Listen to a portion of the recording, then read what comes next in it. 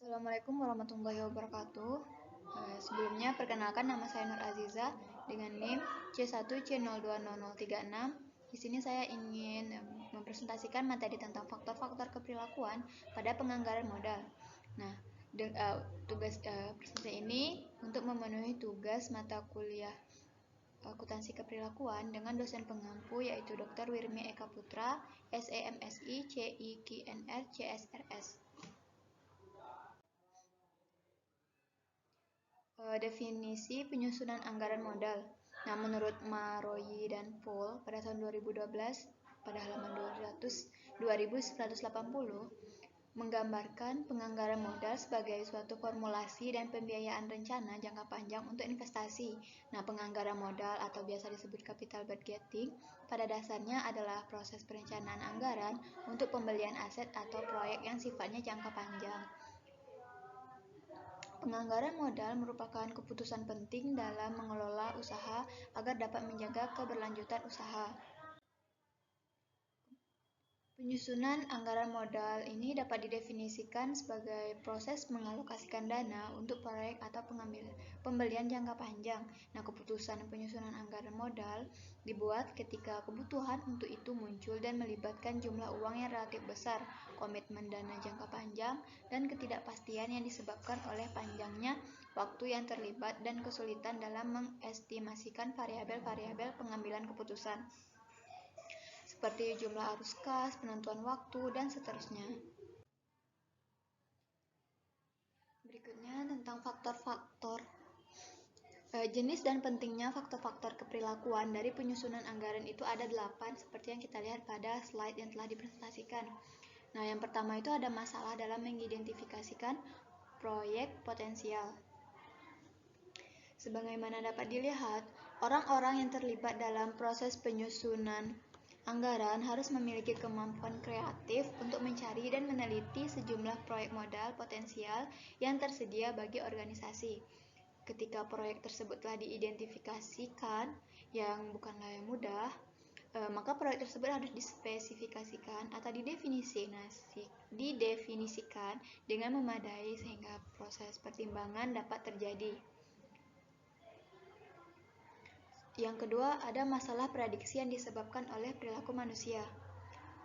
Perubahan keberhasilan dari suatu proyek sejalan dengan waktu sebaiknya dipertimbangkan dalam memprediksikan data untuk pengambilan keputusan dengan mempertimbangkan peningkatan kinerja dari karyawan yang terlibat dalam proyek tersebut. Nah, proses pembelajaran ini dapat digambarkan dalam grafik perbaikan kinerja yang sering disebut dengan kurva pembelajaran.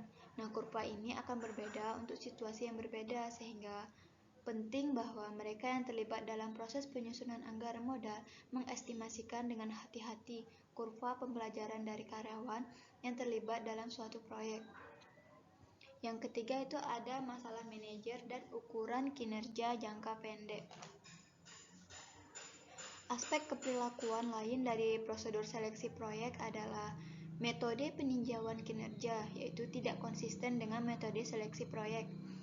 Penilaian dan kompensasi kinerja cenderung bersifat jangka pendek, sedangkan seleksi proyek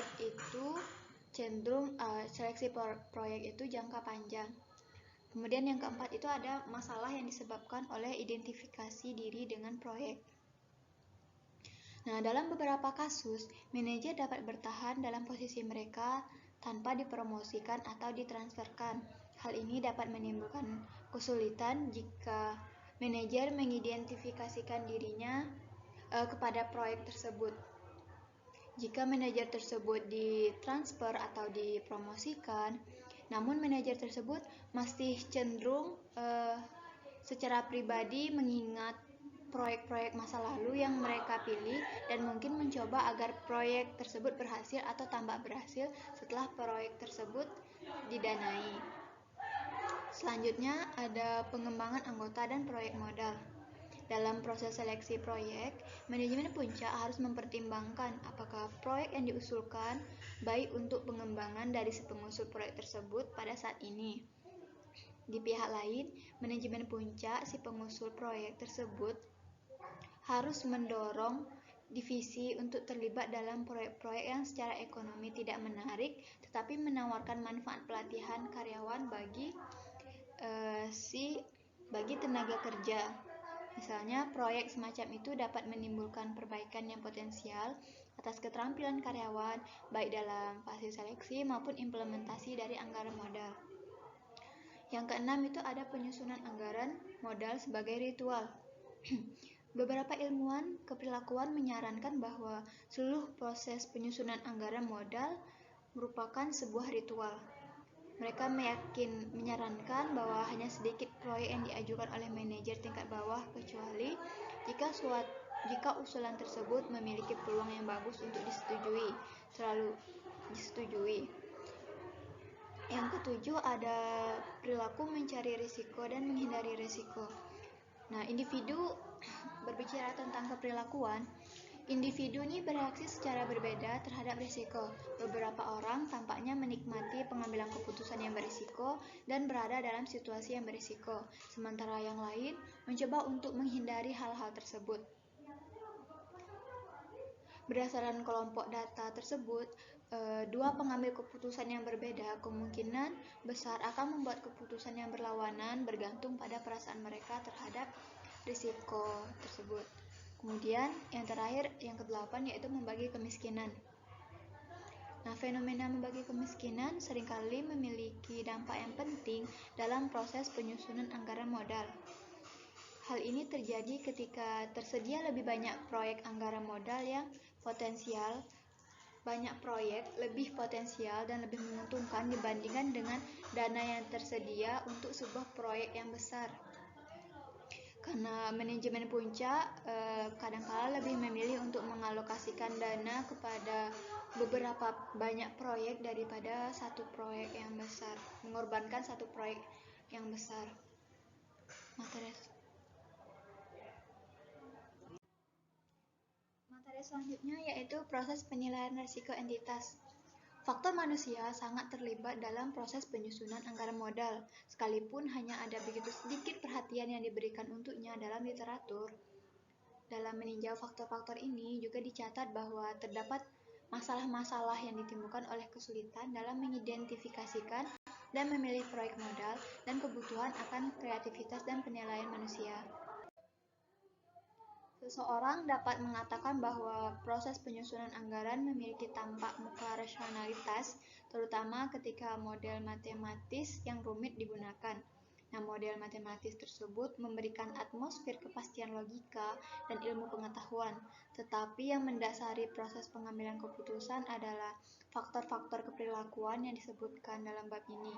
Sayangnya, para pengambil keputusan mungkin tidak ingin mengakui bahwa faktor-faktor manusia yang irasional mungkin menjadi faktor yang terpenting dalam penerimaan atau penolakan terhadap suatu proyek tertentu. Selanjutnya, saran-saran perbaikan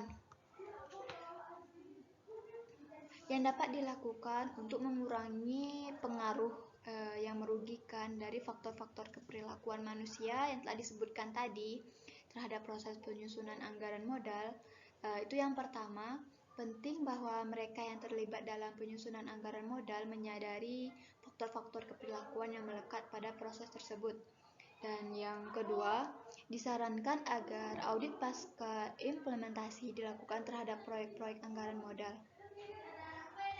Dengan melakukan hal itu, seseorang dapat mengamati bukan hanya kesesuaian dari suatu model pengambilan keputusan, yaitu kembalian, nilai sekarang bersih, dan seterusnya, dan akurasi dari estimasi data yang digunakan, melainkan juga usaha untuk mengidentifikasikan berbagai faktor keperilakuan yang mempengaruhi seleksi dan proses manajemen proyek di suatu perusahaan.